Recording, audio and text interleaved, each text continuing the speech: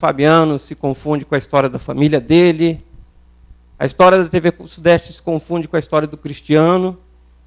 E a história de Eliseu, do chamado de Eliseu, se confunde em parte, não somente com a história do Fabiano, mas com a minha história, com a sua história, com a história daquele que está nos assistindo nesse momento. O que aconteceu com Eliseu foi que ele estava ralando, literalmente falando, de sol a sol. Ele estava trabalhando no arado, na roça. E Deus chama o seu profeta Elias e manda que ele ungisse Eliseu profeta em seu lugar. E ele chega próximo a Eliseu, quando este lavrava o solo, na última junta de bois, e passa a sua capa sobre ele, demonstrando assim que ele estava passando a autoridade espiritual, eclesiástica, para Eliseu. E ali a gente vê o que aconteceu. Eliseu pede a Elias que esperasse por alguns momentos que ele iria até os seus pais, se despedir pela responsabilidade que ele tinha como família. E logo após ele pegou os aparelhos que lavravam a terra, queimou, fez um churrasco e distribuiu ao povo e passou a seguir Elias e passou a servir Elias. Eliseu soube naquele momento algumas coisas que eu e você precisamos saber. A primeira coisa é que ele, em meio àquela luta, aquele labor, de sol a sol, ele sabia que enquanto ele não conseguia fazer aquilo que ele queria, que ele gostava, ele tinha que trabalhar. Existe até um ditado que diz que é descansar carrega pedra. E era isso que Eliseu estava fazendo. Ele estava trabalhando. Talvez aquilo que ele sonhasse. Eu não sei se ele sonhava ser um profeta, não havia chegado ainda. Mas ele pensava o seguinte: eu vou continuar trabalhando. Eu vou criar as oportunidades.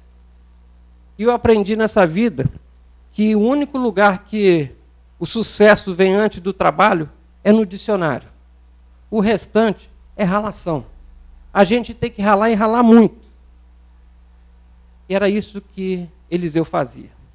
E durante todo esse tempo, Fabiano, toda a sua equipe, eles trabalharam para que hoje eles estivessem nesse momento de gratidão, após 7 anos. Mas durante todo esse tempo, eles não ficaram de braços cruzados, eles trabalharam, eles correram atrás. Segunda coisa que Eliseu soube, que eu e você temos que saber, é que Deus não se esquece de ninguém. Deus não se esqueceu de Eliseu, Deus não se esquece de mim nem de você. Observa que Eliseu não estava apenas lavrando a terra, ele estava lá atrás, ele era o último da fila. Na frente dele existiam 11 juntas de boi, diz o texto sagrado que ele estava com a 12ª. E eu fico pensando o que passa na mente de uma pessoa que está debaixo do sol, trabalhando, dando duro, sem ninguém vendo.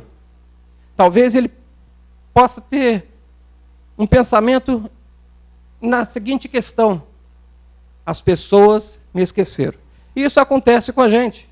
Às vezes as coisas vão acontecendo na nossa vida, na vida da nossa família, na nossa vida profissional, e a gente pensa o seguinte: todos se esqueceram de nós.